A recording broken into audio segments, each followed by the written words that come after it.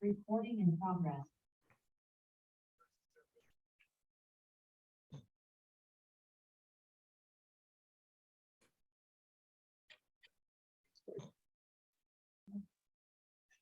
You can start. Hello, everyone, and welcome all members and guests to our first DIA in-person and hybrid webinar for the 2022-2023 season. My name is Maria Jovanitas, and I am this year's president of the DIA. The two key mandates of the association are to provide education and networking opportunities for our members. I hope you find the educational aspect worthwhile, and we invite your feedback. Our membership is comprised of pre-press, printers, packaging sorters, designers, advertisers, print buyers, equipment, and consumable manufacturers and vendors.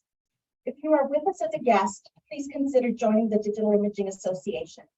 Today's session is an example of the high caliber meetings we run. If you would like more information on the membership, please contact either myself or Mark McLeod at 416-254-4941 or mark@digitalimagingassociation.com. Like most trade associations today, financial stability does not come from the membership revenues alone. So we turn to the vendors, suppliers to support our goals as an association. We are honored to continue to receive the support and recognition of the DIA's contribution to the growth and development of the graphics industry from the following companies. Our platinum sponsors. We're thrilled to have Asia Pulp and Paper as our newest platinum sponsor, who is an excellent company with Canon, Durst, HP, Konica Minolta, Spicers, and Trinet Global Logistics. Our gold sponsors, again, delighted to have Kongsberg System, our newest gold sponsor, who's an excellent company with Fujifilm, Graphics Canada, Kodak, Heidelberg, and our silver sponsor, Sydney Stone. Thank you to all of our sponsors. Please consider these companies and their demonstrated support of the industry when making your purchasing decisions. Technology for this webinar has been generously provided by HP. Today's moderator is Stephen Longmire, National Sales Manager, Sydney Stone, a silver level DIA sponsor. Stephen's roles include researching new product lines and manufacturers to distribute, setting pricing structures, managing the partner program, and conceiving and implementing marketing initiatives to support sales efforts.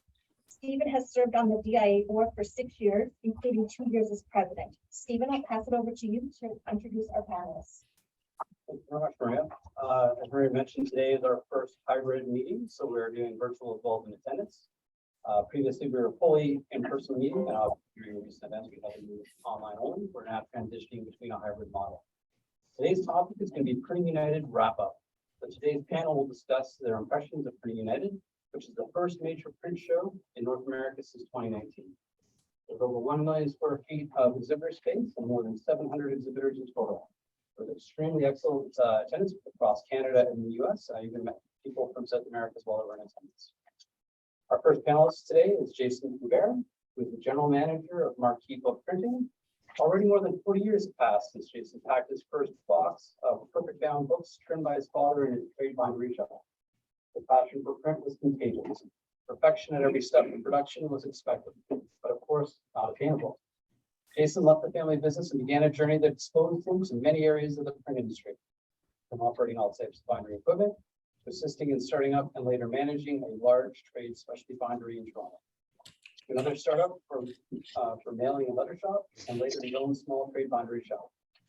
Jason took the leap from trade bindery to commercial print about 10 years ago, which then exposed him to cheap offset production, cheap fed digital, large format, digital web, and web offset. The passion is still there along with the pursuit of perfection. Jason is the first vice president of the Digital Imaging Association this year. Jason's joining me in person. Thank you. Our next panelist today, unfortunately, did not attend. Sami Shahada, unfortunately, is away. He's ill today and unable to join us. He sends his apologies. Just let you know that Sami is over 20 plus years of the owner and operator of Bell Mobility Stores, health and wellness spas, hospitality venues, and residential and commercial property management. Hope we wish Sami a very speedy recovery. Our next panelist who's joining us remotely is Tim Seppel. He's the commercial category manager of Indigo products for HP. Tim began his career as an Indigo employee in 1994, serving a variety of roles prior to his current position. He is the originator of the Step-by-Step series, which is a worldwide email newsletter designed to provide tips, tricks, and other interesting information to the Indigo press community. He brings a wide variety of knowledge to the role on both the Indigo platform as pre-press at American Color in Phoenix, Arizona, while attending Arizona State University, not Arizona University, if you pointed out earlier. Sam graduated in 1992 from Arizona State with a graphic communications degree. He's been married to his beautiful wife, Wavy, for 22 years, and has a daughter and two sons, aged 19, 19, and 13. When he's not working, he can be found watching the extracurricular events of all three children. And lastly, Jeff Zillmer. He's the Vice President of Global Sales and Strategy for Kodak. Jeff is also joining us remotely today. Jeff supports all Kodak businesses, leading global revenue strategy and efforts to maximize the effectiveness of Kodak sales organizations. Jeff is responsible for driving global sales with a focus on growing the company's one Kodak sales structure to better align with Kodak's policies. Jeff brings the position of a successful track record more than 25 years that include organizational, leadership positions, and recognized sales growth achievements in the technology and printing industries with Kodak Minolta as well as Return. Jeff has a BA degree in business advertising from the University of North Dakota. I'd like to thank all of our panelists today for joining us. I'd like to actually ask Jason, since he's immediately on my left, since he was during that Printing United, since this was the first in-person event since COVID, what did you feel like the energy was like? I'll touch the button. Yeah, I thought the energy was excellent. There was a lot of people there. I thought that initially what I found was that reconnection after 2.5 years. There was a lot of conversation, very casual. We just needed the big hugs, the handshakes, people being comfortable being around people for the first time in a long time. So that was the very first thing I noticed. Thanks. Tim, did you want to offer some feedback as an exhibitor? Sure. Yeah, absolutely. You know, at the end of the day, we were same idea. We were kind of wondering how it was going to be. Was it going to be, you know, everybody in masks, everybody not, you know, unwilling to hug, handshake, all that kind of stuff. But we actually saw the complete opposite. Booths were packed. We had standing room only in a lot of the events that we did. And, you know, thousands of visitors coming through all day. And the beauty of it was, I know a couple of questions are going to follow on with this, but it was more the quantity or quality of visitor rather than the quantity of visitor. There were a lot of people with a lot of really great questions, a really great interest. So it was awesome for 2 years, not having been able to do that, to be able to do it again. I thought it was pretty cool.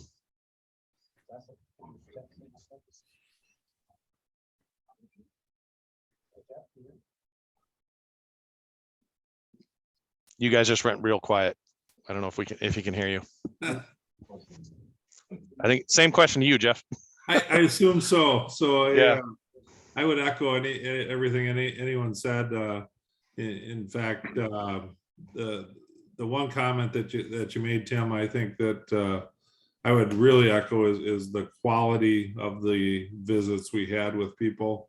I think the quantity was also very good. We were standing room only as well. And quite honestly, some of the questions that are going to be asked later, I'm not going to be able to answer because I didn't get a chance to walk around the show. I mean, in most shows, you're able to kind of break away and go see what HP is doing and other people. And I honestly had no time to do that. So from that respect, it was a great success. We saw some customers we hadn't seen in a long time, that we've been on Zoom calls like this for 3 years. And obviously that leads to some better conversations and some more progress for all of us. So I can't say enough about how much we enjoyed it and how much we felt it was a value. And not to mention the fact that being that it was 2.5 days, everything was really compressed. So people didn't have a ton of time to kind of, you know, they spent probably half an hour to an hour of that first day hugging, handshaking, and all that stuff, catching up with people. And then it was like right to business. So pretty good.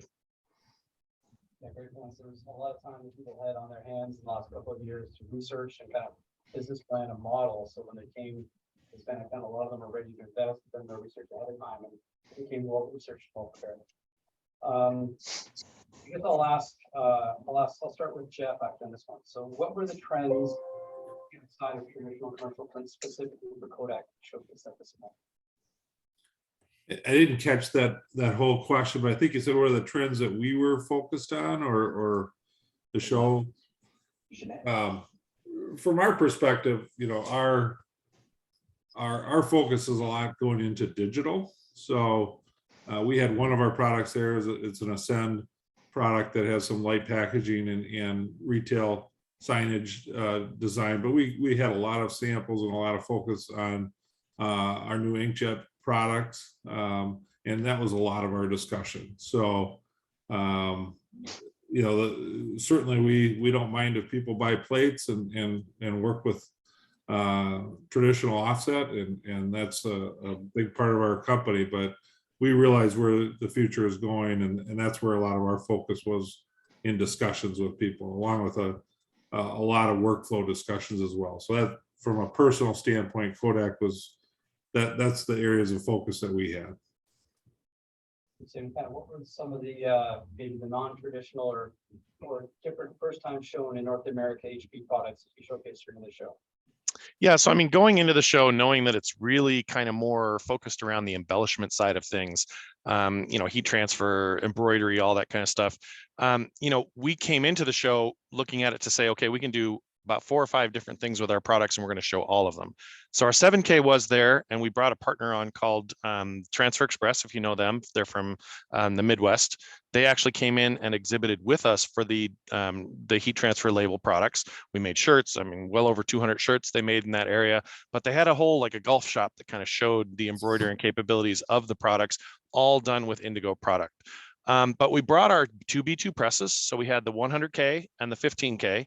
Showing B2 demonstrations. We actually showed a demonstration where we showed the capabilities of being able to color match between the 2 stations separately, independently, running the color calibration in both places independently, and then outputting from there. But we also brought our A2200, the Advantage 2200 web press, brand new. This was the NPI event to show that product to the world. And then we also brought our 6K for labels and packaging and soft side packaging, et cetera. So, I mean, really, we kind of came in with all those different aspects, knowing that there would be a lot of companies that, you know, maybe inkjet doesn't resonate with them. They wanted to go see label and packaging. Some people were there just for the capabilities of heat transfer. So we had that side of the business. And then we knew really B2 was, for us, was going to be the, you know, the show stopper. So we brought those in and showed the capabilities of our commercial sheet fed system. So. For Jason, did you go to kind of look at the updating current existing technologies you had, or also looking for auxiliary new technologies and different maybe verticals that you have not traditionally had in the past? Combination of both for us. It was looking for upgrades on technologies we currently run, and looking at some of the digital finishing and embellishment equipment, which seemed like there was a lot more of than there was in the past. Actually, let's go back to you, Jason, on this question too. If you kind of roadmap sort of what types of equipment, what sort of vertical maybe you're looking at the next 3 to 5 years, based on the show or kind of before the show? We had created that plan before the show, and the show was really to go and reinforce what we were thinking, build some of those relationships in person, and then of course look for anything that we haven't been thinking about to open up discussions about what could get into increase sales based on that. Yeah, the tactile nature of the embellishment market is really drastically growing. There were some different technologies showcased there. Duplo launched 7 new products at the show, and one of which was B2 specific printing embellishment and forward sloppy D system, which was geared specifically to the B2 market. That's the first time that's been shown actually anywhere in the world for that event. We really went from there to Brazil afterwards. So yeah, there's definitely an appetite for the printing embellishment. In terms, Jeff, do you kind of have there's sort of a roadmap that Kodak has had for the next 3 to 5 years in terms of shifting of technology focus or development? Yeah, again, I'm having a hard time kind of hearing exactly what you guys are asking, but I think you asked where our focus and development might be. And again, going back to, where our dollars are going, where our efforts are going is where our customers are telling us to go. We do a lot of customer panels. We have a lot of our largest customers on a customer advisory board, and we are still developing new technologies in offset, certainly in our CTP lineups and in our plate lineups. We are moving very, very strongly to a process-free environment more and more. Our customers are telling us that's important to them for many reasons, but certainly sustainability and the environment is part of that. But most of our brain power is moving into a digital format, and things like embellishments, things like inkjet and things like that are really a lot of our focus in brain power. In our technology center in Dayton, Ohio is kind of our hub where we're bringing customers to see that. So if there's any type of roadmap, that's where it's leading. So. Sam, I know HP is such a vast entity and technology industry in many different areas all at once. There are kind of certain things that are coming down in the next 3 to 5 years and certain collateral that we may be expecting. Yeah, so for us, web-fed inkjet. So it's funny. I was just thinking about this from 2008 when we showed the very first inkjet press, which was web-fed. 2012, 2016, and what was going to be the 2020 Drupa. All of those shows were labeled "quote unquote" the inkjet Drupas. And sheet-fed inkjet certainly has made a lot of noise over the last few years. They weren't at the show. None of the inkjet vendors brought B2. There were certainly no B2 inkjet products. And even the smaller format, faster inkjet products weren't there as well. Indigo looks at the product as an Indigo product line. We have the B2 100K, we have the B2 15K. But when we look at inkjet as the technology to acquire, we look at it specifically as web-fed. And that's where our Advantage A2200 comes in. We are continuing to increase the speed by increasing the drying capacity of the product. And that's the whole point of that product. But it marries still particularly well with the Indigo platform. So if you're looking at commercial sheet-fed offset, you're looking at the Indigo B2 platforms. When you're looking at the high volume, high quantity products, you're looking at the kind of A2200 inkjet products. And that's really where our focus is. And most specifically, especially for a show like this, that was kind of a crossover show between the embellishment and embroidery and all those kinds of applications, heat transfer label, et cetera, and commercial printing or digital printing. We look at products that can do both. And that's where the 7K and the 15K fit specifically, the capability of doing all of those heat transfer label applications, which the 7K has been able to do since late last year, or actually since 2020 rather, when the 7K specifically was supposed to show at Drupa. That's what that whole application was going to be. The 15K has just picked up that capability recently, and we're starting to see customers that are coming to us. Obviously, when you think of things in the heat transfer market, size is very important. You want to be able to do a whole shirt, a whole blanket, a whole whatever. So the bigger the sheet that you can produce, the bigger the capability. So that's really what we see over the next couple of years. Awesome. We kind of touched on sort of the next couple of other questions we had here, but kind of pivot a little bit to substrates. But sort of new substrates that were launched. I was at the show. I was more technological driven on that aspect. I didn't really know substrates. Jason, do you see anything in terms of new substrates coming online or more synthetics or things like that? Not a lot in the traditional print side of the show, if you will.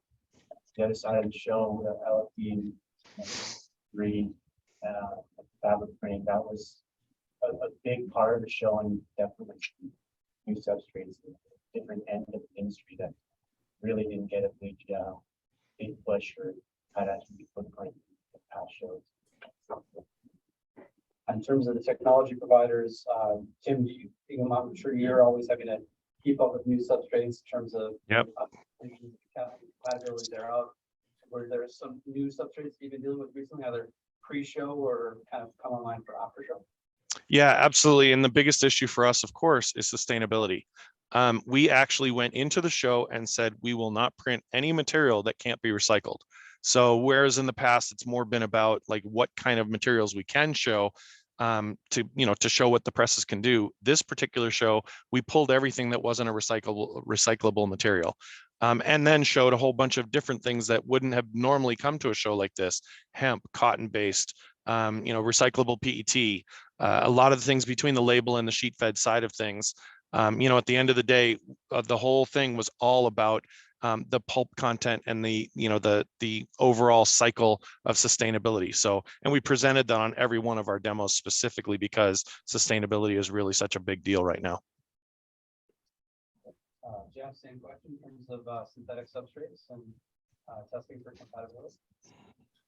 Yeah, we actually the product that we brought, the Ascend product, we're able to print on synthetics. We developed an entire new toner set for that product, and that's really the key benefit that we have on that product. So we obviously showed that, and they had a lot of good feedback on that. We also got a lot of good feedback on we're able to print aqueous ink on a flexible film. We did not bring that product with us or to the show, but the samples we ran out, I think, on the second day. So that's something new for us that took us a tremendous amount of time in development to get to that point.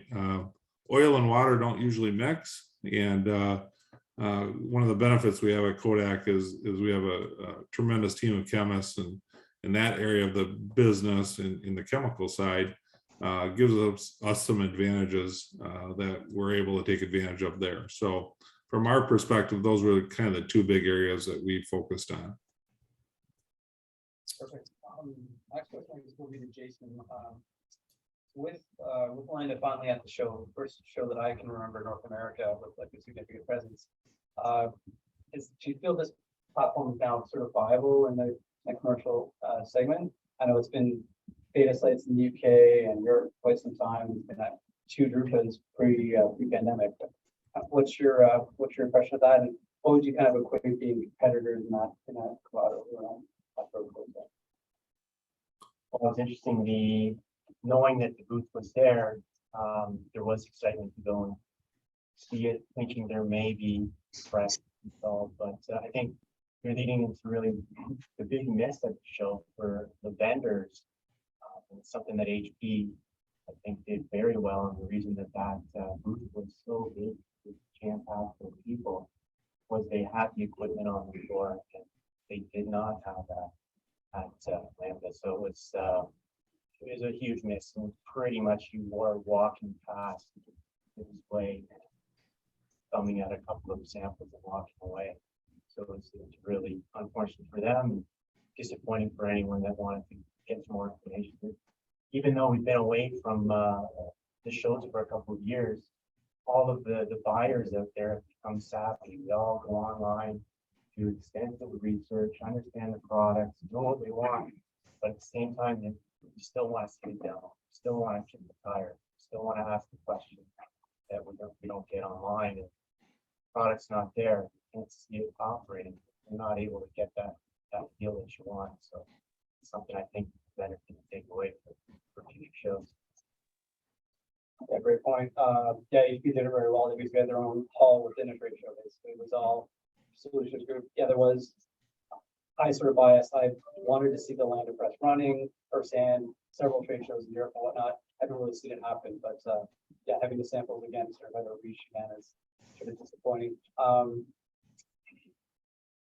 guess my next question might be in terms of finishing applications. So I might steer this one to Tim at HP. In terms of finishing applications at the show, are you kind of marrying them to the output format to a little degree? How sort of are you looking at finishing in terms of the whole production line with HP? Yeah, so finishing to us is really a partnership. So it kind of depends on what the customer specifically wants. We have the 3 basic types: inline, nearline, and offline. Inline and nearline are basically that our DFE talks to their input system, and the sheets either go directly from our press to theirs, or we go into a stack and then go into theirs. But in talking to a lot of the finishing companies, they don't like that as much. They want kind of that autonomy. They like the control to be sent to them, maybe in more of a nearline functionality. But at the end of the day, what we do is we provide all the vendors a barcode that they can read at their device and go from there if they're JDF enabled. So, at the end of the day, we talk to everybody. We work with Standard. We work with the embellishment companies. We work with CP Borg. I mean, name a company, we're out there with them, whether it's a coating company or a finishing company.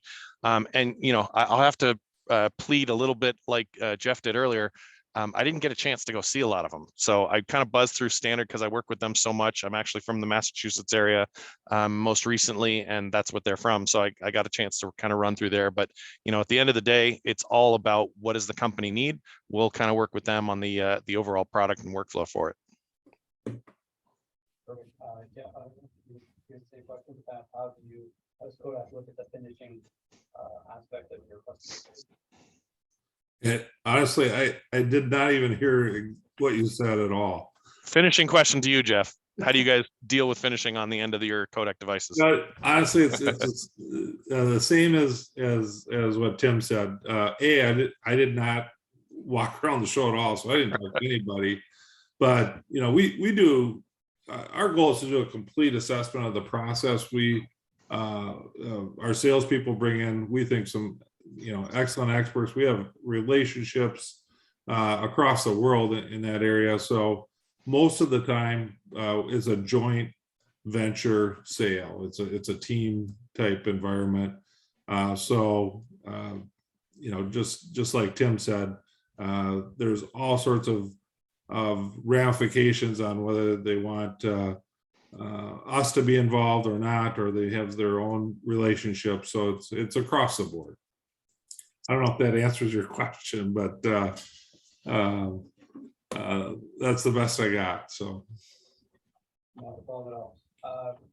some of my observations have been, even during these last 2 years, was the level of automation and finishing solutions. Now, we've been selling that for years, but because of a lack of physical people allowed to be within certain work segments during obviously certain lockdown stages, and now the lack of ability to find people in the workforce, a lot of printers are like rushing headlong into automating certain processes for prof training and multiple device easy use with barcode reading and obviously things like that. So there's even more of that launched at this show and larger formats too. Like E2 is now moving heavily into offline finishing solutions. So yeah, that's what I have on that question.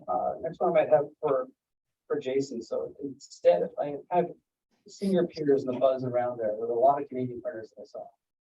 It was obviously extremely crowded. It was hard to see everybody. Did you kind of find a lot of camaraderie amongst Canadian traveling again, and sort of a lot of sharing ideas between Canadian printers? I think I didn't actually.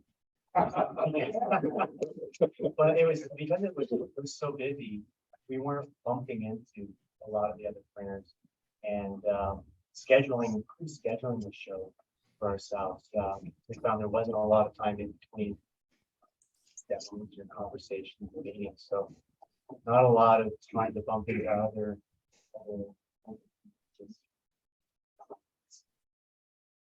So with that said, you kind of mentioned the pre-planning, with the floor plan, with the app at the show. Did you find that really kind of helped in terms of segmenting and targeting, kind of judging where you're going to meet when? Because, well, as you know, multi-hall show is quite large, not obviously scale the group up, but did that help at all in terms of the app and the online presence of the show?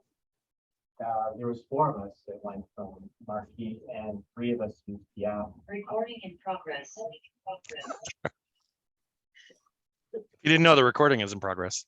That's Mark. Careful what you say. It definitely helped map out the date for us, and I found it interesting with Marquee being more than one plant, having the other folks from the other plants and walking through the show with one of them. They have different perspectives on what's important to each of our facilities. So rather than going off my own and deciding what I want to see, which I could have done, different things, I thought it was great learning for me to get some perspective from somebody else, not a plant with a brand that will different advantages to walk through the show with someone not so workshop.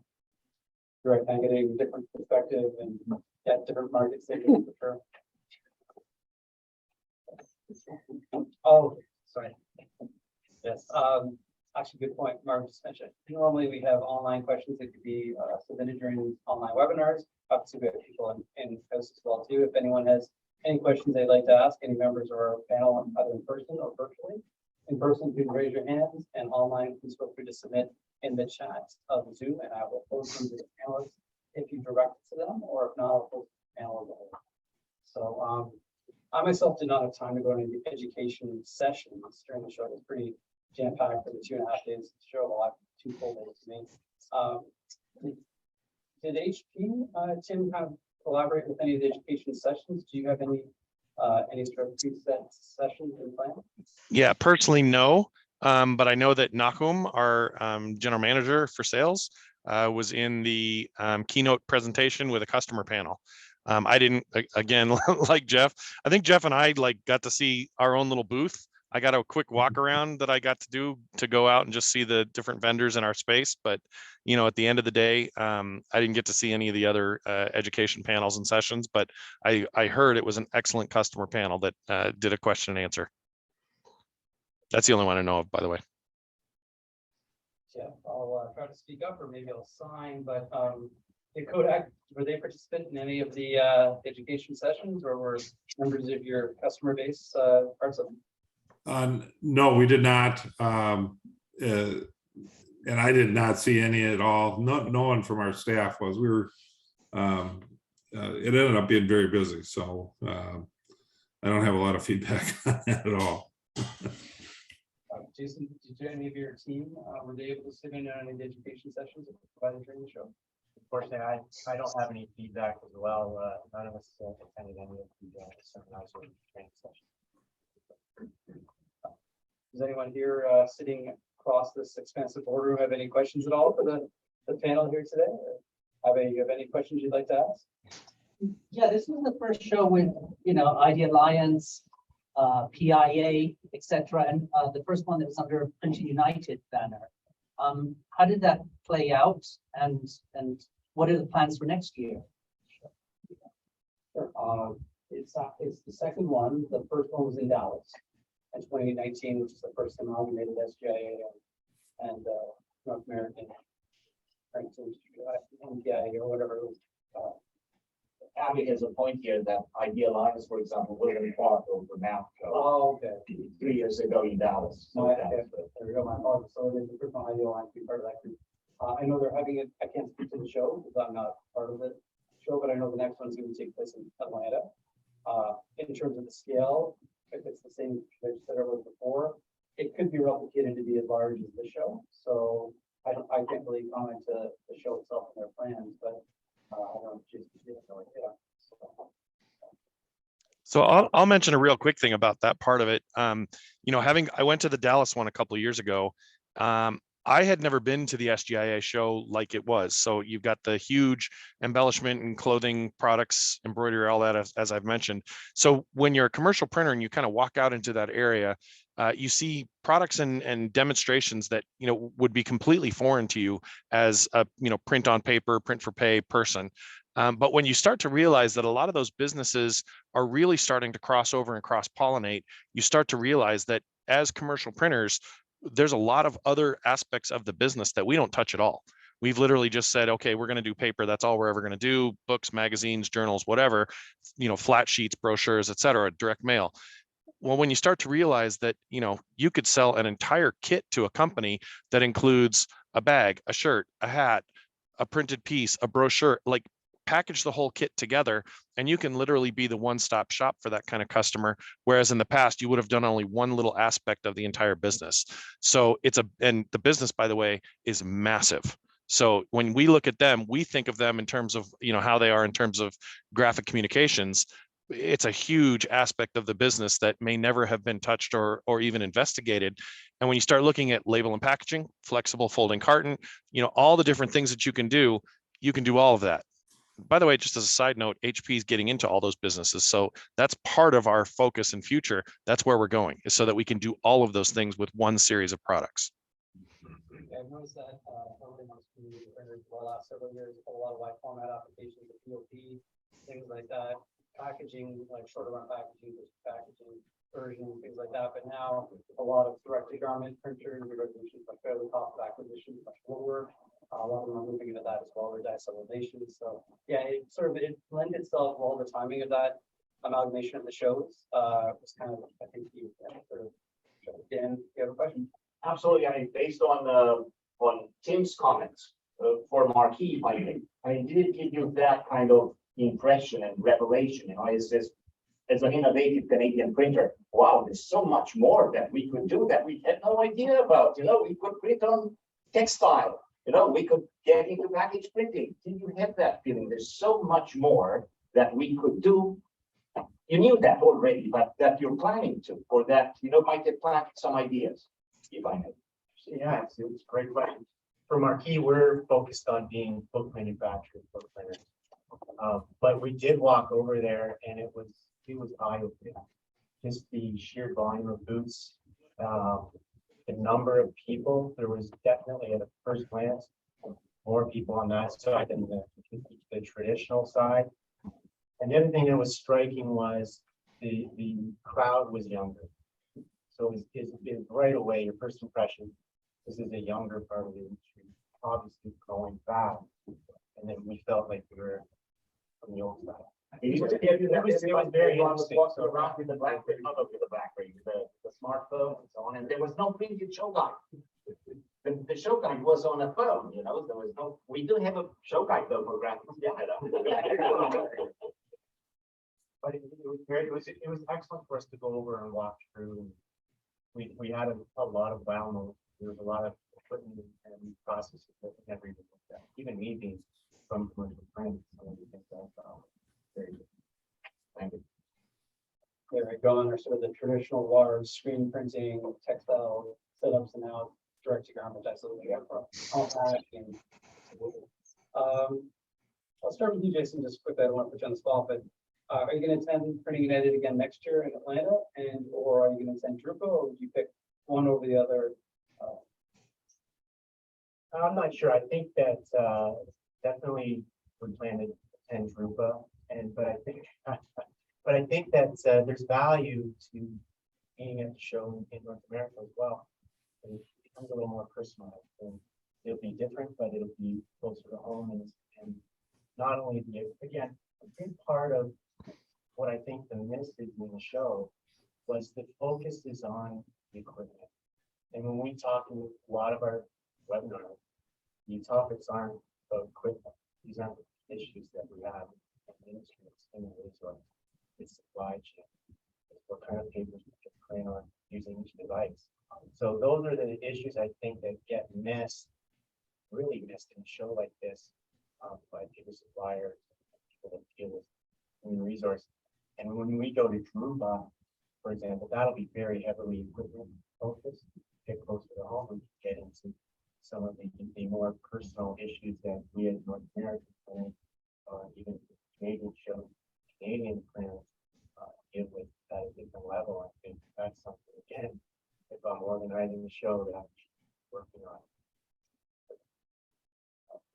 I'll ask Tim. So is HP committed to the next Printing United already in the same scale as this year, or even looking at a larger footprint?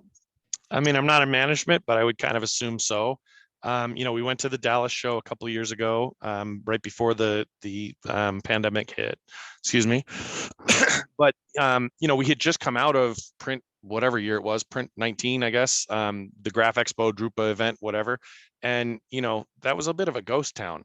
So you're sort of looking at trade shows kind of going downhill. And when they said that we were going to go out to the Dallas show, it's like, well, okay, it's different because it's an embroidery embellishment show, and they're going to tag the Indigo family kind of onto the back end of that. So we were in with our wide format brothers and all the stuff that they do with the inkjet side of things, stitch and the dye sublimation stuff. So when they looked at it this time, when, you know, a couple of years later after everything was done and we were going to open that back up, they said, we're going in full force. So, I mean, I don't know, I would assume that we will. But absolutely, Drupa is going to be a huge event. We've already got, you know, some of the details are starting on that. So, and then, you know, our North American Graphics Experience Center is in Alpharetta, Georgia, about 45 minutes from downtown Atlanta. So I would kind of hope they are, because it's home field advantage. So I would hope so. Perfect. Jeff, is Kodak already committed to, are you aware of Printing United for the next one? And obviously true about Kodak is already there. Yeah, absolutely. I don't know if we've officially committed to Printing United, but certainly that'll be something that we'll do. And Drupa, we still have hotel rooms from the last one, so I'm sure we'll use those. And we usually have a very big presence there. It's certainly trade shows are, particularly in this economic environment. There was some talk from us, like we don't want to go, too extravagant when we, all of our customers are having supply chain issues, and we are, working on that as well. And we believe we're doing a good job there, but there's some thoughts in doing some different things in trade shows, but I mean, we have to have relationships. They're very important to us, not just the trade show itself, but the breakfasts and the dinners and the other things that we can do with our customers to have, pretty meaningful conversations about our futures. That's really, the equipment is important. I get it. And everyone wants to see the equipment run, and you got to touch it and feel it. But the conversations, even before and after the show, are probably as critical to these things as anything else. So at least in our minds. So we'll definitely be there. Question here from Mark, who's in attendance. Yeah, hi there. I don't know if Tim can hear me, maybe. I can. Oh, good to see you, Tim. Look, we stayed back from the show. It's my management team. I sat down a couple of staff members, and what we were seeing through social media was the theme of integration, automation, and I just want to get your gauge on what that was for you guys, because I'm sure being the equipment guys, a lot of people kept coming up to you guys probably saying, hey, how do we connect everything? So I just want to get your gauge on what that was for you as you were fielding the questions from the customers visiting. Sure. Yeah, automation for us is literally the lifeblood of everything we're doing right now. So JDF, JMF, all the functionality of PrintOS. At the end of the day, we want our customers to be wherever they are on the planet and be able to keep up with their business and know exactly what's going on. So that's number one, what PrintOS is going to offer. It's information that you're going to get live and immediately from the press itself. But at the end of the day, we also need to contact, the two ends of the workflow, what's coming into the press and the DFE and what's going out to the finishing lines or even back directly to the customer so that the end user can see where their job's at and what's going on. So that's, I would say, probably 90% of our focus right now is more, I don't know if you know Bob Rouse, if you're familiar with Bob, but he's our main workflow specialist for the company. And he says, I handle everything but the press. So all of us in the category team, we do the presses themselves and he does everything else, workflow partners, end users, finishing, all that. And at the end of the day, it's, we deal with massive, massive companies. I won't name any of them, but I think you know them all. And at the end of the day, they come to us and say, automate my process. I need one press operator for every 2 or 3 presses. And I literally want paper in over here and paper out over there. And I don't really honestly care that much about the press. I care about everything else. So we work with them with our site flow application and all the other applications out there that are, end user products from InFocus or whoever, pick a company. And we need to be able to map with what they do. So we open up all our APIs, we open up all our workflow channels, and we kind of know if you have the workflow that's working with our product, you'll eventually add the product to the mix. So that to us is literally, and I know it's because it's this particular question, but at the end of the day, automation is our lifeblood and our backbone. So good question. Good to see you. Well, I'm not seeing you, but good to talk to you.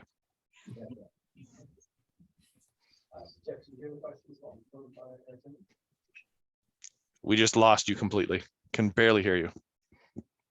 Can you hear me, Jeff? Can you hear me? I can hear you, but it's really faint. It got less than what we had before. Just try again. Sign language. Yeah, right. Yeah, pretty much. I think we're relaying audio. There you go. Now we got you. No, we got you now. It's better. So Jeff, do you hear the question that was posed in terms of the integration between systems?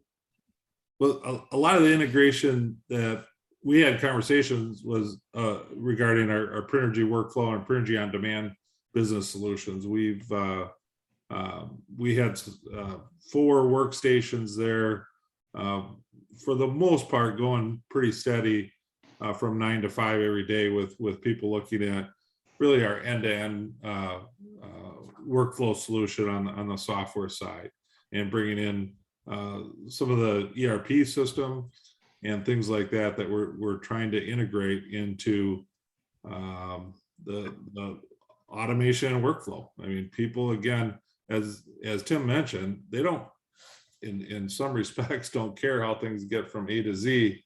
They just want it as efficient as possible, and as few vendors, or as few different software programs and solutions as possible. So maybe that's never going to happen, but the less platforms that you have to work on, I think, is something that we've heard consistently and saw during that show that people are looking for. So. And as an end user, Jason, how are you finding in terms of integrating between different systems and different technological providers? Is there sort of a missing component at this point, or are they still kind of working relatively seamlessly all together? Well, it's a little bit all over the place, but for me, to add to the question, I think that aside from workflow automation, which everybody was talking about pushing, there was a lot of actual equipment and automation at the show, and sort of modular options. So when you talk about, can you run this in line with that, and this and that, a lot of the finishing equipment had options to run in line instead of going from one station to another. So depending on your product line and your capacity and workload, you had those options with a lot of equipment to run in line, right? If printers or different finishing. So for me, that was interesting, more interesting than looking at the workflow automation, I'm sure. A question that was posed earlier was, just start with Jason here. Was there any sort of a disruptive new product or technology that you saw at the show that you kind of really sort of be a disruptive factor in your application or your job flow, or kind of the industry as a whole? I'm gonna laugh. I didn't see it. It's been disruptive. But for me, nothing jumped out as disruptive. There was, again, it's very specific for our end of the industry, both manufacturing, both printing. We've got some inline finishing that's very interesting conversations that we're having, and shipping and things like this, very specific. But it was a little surprised to actually see it at the show. Market for it's huge. But nothing jumped out as truly game changing. That's good. Just kind of an overview that I had at the show as well. It was really nice to see the scale of the attendee base. I was sort of not sure what the level of meeting was going to be in person after this time, but it was tremendous to see how many people there. Lots of different things figures that I either saw familiar faces, like I said, the handshakes or the hugs and aisles, or the catching up and texting, but not able to meet up because everyone was so busy at the time. But setting future appointments was great. I think it's building some great momentum too to our show, obviously next May, probably Canada. So hopefully that will, of course, bring some more momentum closer to home. The exhibitors or the manufacturers that were not pretty well, there was some two noticeable absence in our in that hall, the traditional hall. So hopefully they will be kind of rethinking their plans for trade shows going forward. Both in Canada and North America as well. I'd like to kind of give our panelists kind of a time to speak. Tim, if you want to kind of wrap up sort of your overall impression, kind of the main takeaways from HP, and what you think moving forward for trade shows for HP. Sure. I mean, I'll say, what disruptive product was for us. I'm an Indigo guy. I've always been an Indigo guy since 1994. But I have to give the nod to our brothers over on the inkjet side, the web-fed inkjet side, with that Advantage A2200. It's changed what they do with the inkjet model, if you want to call it that, because we all know that inkjet only goes the speed of how much you can dry. You have to put the water down, you have to get the water out. So at the end of the day, it's a modular product that's the first of its kind in the industry, that if you do this coverage, you can put one dryer on. If you do really, really high coverage, you can do 2 or 3 dryers. And just basically, you just keep adding dryers as you need based on the coverage that your jobs expect to be.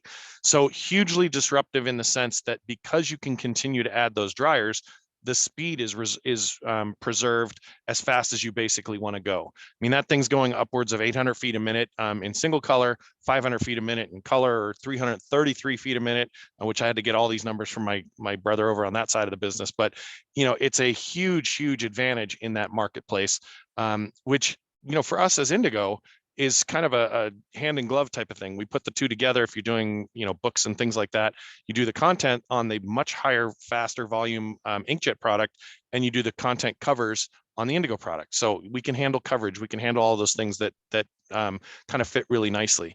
You know, when you look at HP in this kind of trade show environment, the idea was always, you know, are we going to go in full force with all of our products, or are we going to kind of dangle our toes in the water and kind of figure out, you know, what the temperature of the market is and what everybody thinks of this coming out of the pandemic? And at the end of the day, I think it goes back to one of the things that I think, Jason, you said way earlier. People still want to see technology. They still want to see the presses. They still want to touch them. They still want to feel them. They still want to, you know, feel the floor shake when the press starts up and all that kind of thing. And I mean, I'm going back to years and years of print shows, print, capital print, like Print 01, Print 05, whatever, even Drupas, things like that, where full-size Heidelbergs were installed in graphic, you know, in the McCormick Center in Chicago and things like that. You know, at the end of the day, it changed a lot. 9/11 changed a lot, things like that. But at the end of the day, people still want to see these things firsthand. And as the whole model of the business kind of changes to more of a hybrid model, we have customers that are doing labels and flat sheet brochures and publishing all in the same account, which, I mean, has been unheard of over the years. You just don't do that. You don't cross over these things. Well, now when you do a kind of a show like this, we're going to start seeing people that are doing shirts and bags and hats and mugs and brochures. And I mean, literally everything that can be printed, they'll be doing it at one shop. And literally you'll see like a curtain at the front, the people stand out front, they'll take the job in, they'll go behind the curtain, and which direction it goes to which product behind the scenes, you might not know as the customer. You might only know that when you get it back, it's the quality that you wanted and the quantity that you needed, and you can go from there at the, you know, great cost that you can expect. So, and hopefully, I mean, that's what HP is trying to do, is we're trying to be a little bit of all things to all people, but really good at what we're really good at. That's why, you know, we work with all these other vendors from front end workflow to back end finishing, and let them do what they specialize in. Let us do what we specialize in. So that's kind of the intent. I think we've done okay with it so far. So we'll try to keep doing what we're doing.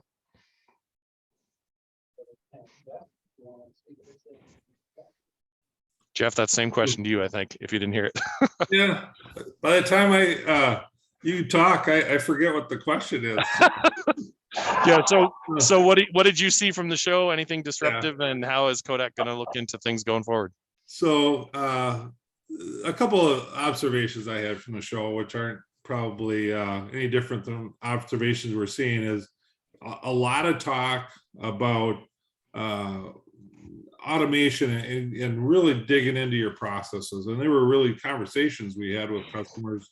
And perhaps we put a lot of focus on the workflow, so we ended up in those conversations. But a lot of the people we talked to said they're trying to get away from, you know, homegrown solutions that they'd kind of stitched together, and, you know, the people that stitched them together are no longer with the company, and they've, you know, things like that. Or the other conversations that we got into were supply chain issues, and whether they can do everything in their environment rather than shipping out or using other vendors. There's a lot of concerns, I guess, or discussions anyway, on how they can be more self-sufficient in their shops and not have to rely on other places, and in some cases rely on other nations to do their thing. So different conversations than we've had in the past, I think. But I think it's good for all of us that people are looking to innovate. And anytime that things get a little bit, I guess, difficult and challenges hit us in our industry, I think it it makes us all innovate and all of us look at how we can do things better. So those conversations were what I took away in the show more than anything on where people are wanting to head. So.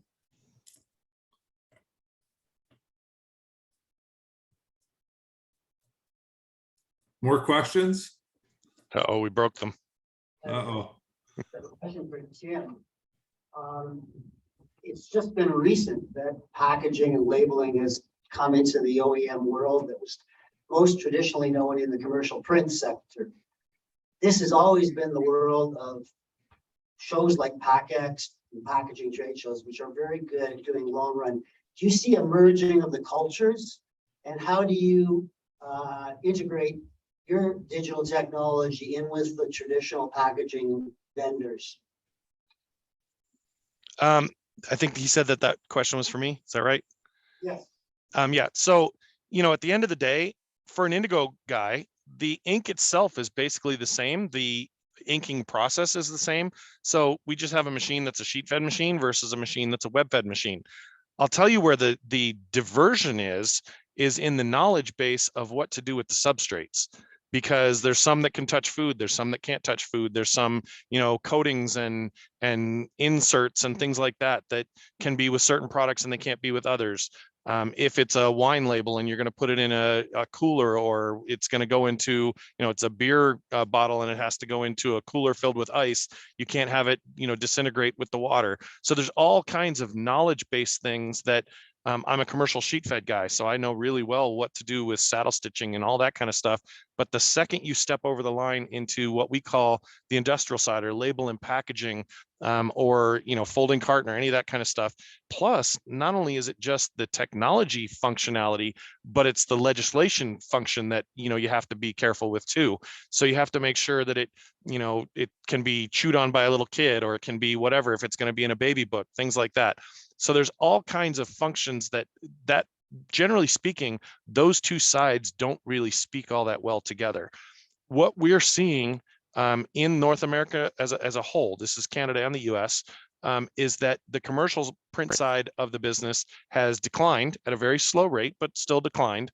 But the packaging, label and packaging, something that gets stuck to a bottle, or the container that it goes in, either flexible film pouching or folding carton, those sides of the business, especially since COVID, have exploded. So it's kind of like what you do with your stock portfolio. You have you don't want to get in just stocks or bonds or this or that, but you try to diversify between a whole bunch of different things to make sure that in a good time you're advancing, and in a bad time you're protecting. That's the same kind of thing that we're finding with a lot of our customers now. When it's in a bad time for the business on the commercial side, they're exploding on the label and packaging side, vice versa. So it's just kind of helping out our marketplace and our customers, to advance quickly when the advancement is there, and protect and defend when things are slow. And actually, one of the questions I think you guys asked was, what did we think about the business? It didn't end up getting asked, but we had kind of a cheat sheet of things that we might see. At the end of the day, what we're finding with customers is, the question was, do customers have the right tools to move forward? Some will and some won't, right? They just, some get it and they know they have to do this, and others are just kind of stuck in their ways, and they're like, no, it's going to come back and I'm going to stay here and wait until it does. We'll see which ones succeed and which ones don't. Well, thank you very much. I'd like to thank our panelists for today. We have another person who's actually going to be coming up, Dan Mastada. We're going to be talking to us briefly about Graphics Canada. In the meantime, I'd like to thank our sponsors. Our platinum sponsor, in fact, we have a new platinum sponsor this year, as Maria mentioned earlier. Asia Pulp and Paper was a platinum sponsor. Other platinum sponsors are Canon, Durst, HP, Conoco Milton, Spicers, and Trinet Global Logistics. We also have another new gold sponsor, Confer. Other gold sponsors are Adobe, Fujifilm, Graphics Canada, and Kodak and Heidelberg. Silver sponsor being Sydney Stone, and HP graciously provided the venue today as well as the technology. For some, I can say venue, but Not the mic. Yeah, the mic wasn't ours. Throw that in the garbage. For our next educational meeting will be on Wednesday, November the 23rd. It'll be tips on how to manage supply chain chaos from a financial and logistics perspective. Also mark your calendar for the December Christmas luncheon to be taking place for the first time in quite some time on Wednesday, December the 7th at the Boulevard Club again. This will only be in person, will not be virtual. And I'd like to thank everyone for their ongoing support, and I'd like to introduce Dan Masada right now at this time.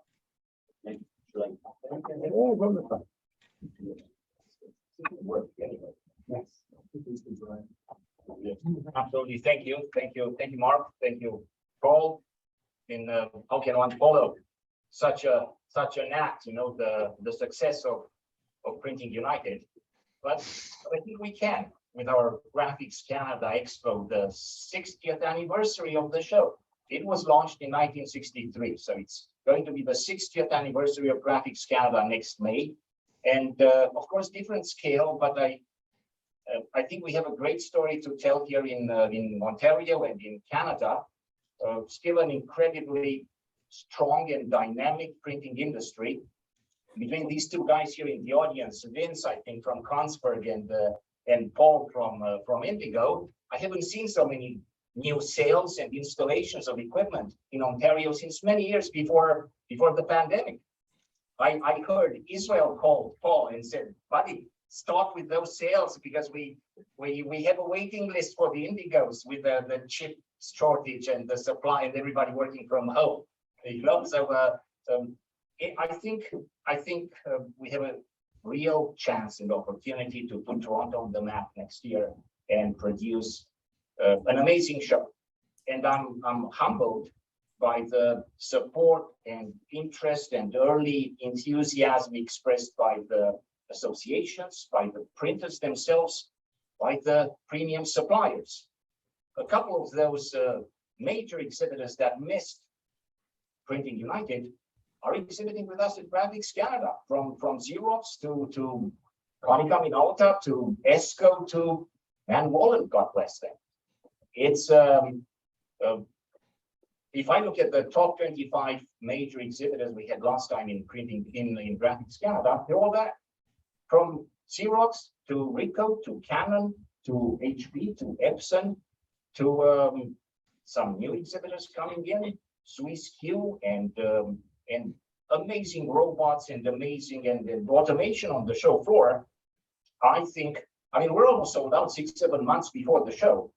We're almost sold out for this fine Canadian print show that we have next May. So we're in good shape.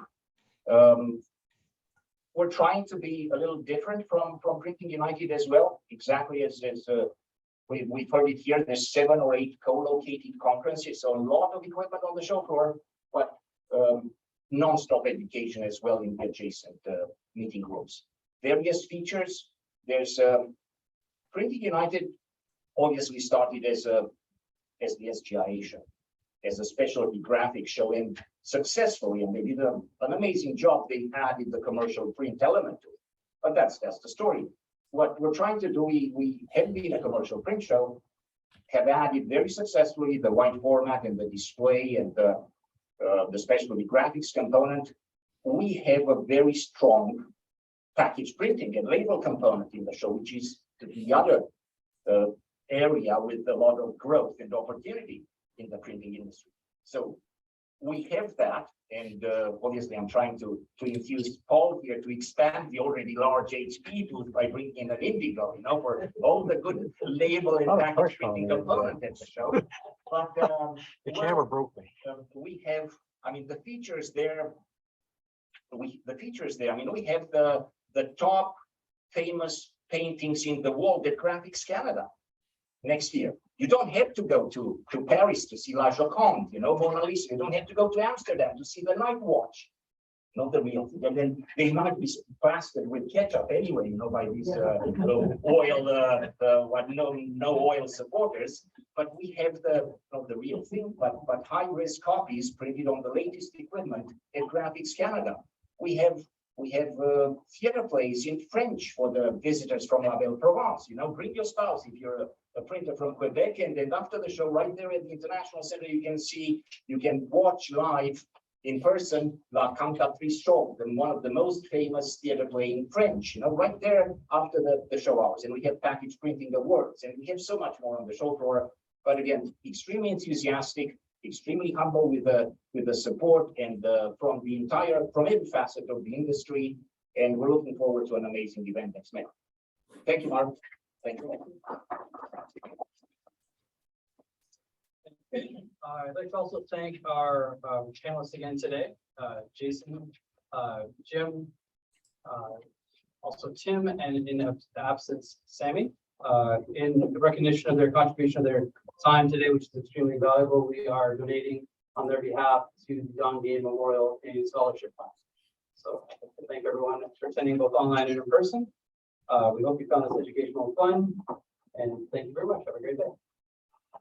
Thank you. Thank you. Thank you, guys. All right, thanks, Jeff. Thanks, Sam. Thank